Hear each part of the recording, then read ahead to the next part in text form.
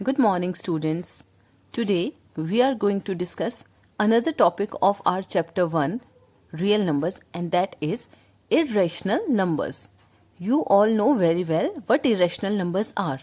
A number is called irrational if it cannot be written in the form p upon q, where p and q are integers and q not equal to 0. You know, rational numbers can be written in the form of p upon q, where q is not equal to 0, and those numbers which cannot be written in that form are called irrational numbers. For example, root 2, root 3, root 15, pi, etc. These are irrational numbers. Now, in this video, we will prove why these numbers are irrational. And to understand that, we will discuss a theorem first, and that theorem is theorem 1.3. Let p be a prime number. If p divides a square, then p divides a, where a is a positive integer. This is our theorem, which we are going to prove that why some numbers are irrational. For example, let us understand this theorem with the help of example. For example, a is 4 and p is 2.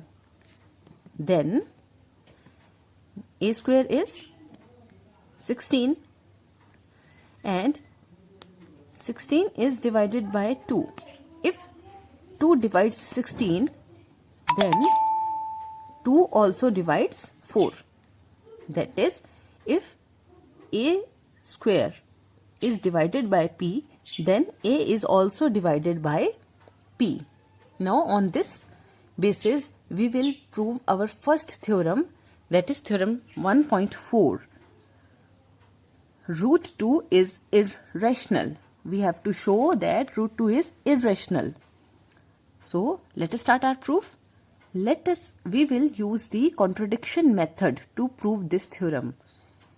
And for that, let us assume to the contrary that root 2 is rational number. We will start our theorem by assuming that root 2 is a rational number. If it is a rational number, then we can write it in the form of p upon q. So, we can find integers a and b where b is not equal to 0 such that root 2 is equal to a upon b, and let where a and b are co-primes. We will assume that this is a upon b is the standard form. So a and b are co-primes. That is, they do not have any other common factor except 1. Now root 2 is equal to a upon b. So we can write, if we cross multiply, b into root 2 equals to a. Now squaring on both sides, what we get? We get b into root 2 whole square equals to a square. Or we can say that b square into square of root 2 is 2. This equals to a square. So 2 into b square equal to a square. This we can show. What it means? It means that b divides a square, because this is one of the factor of a square. Now by theorem 1.3, we can say that if 2 divides a square, then 2 also divides a.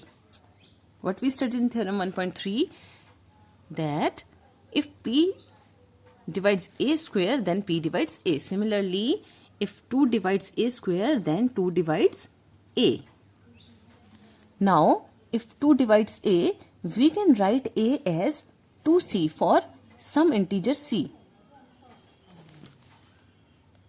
So now we will put this value of a equal to 2c in our equation 1. So what we get? We get 2b square equals to 2c whole square, or 2b square equals to 4c square. Or we can write, simplifying it, we can say that b square is equal to 2c square.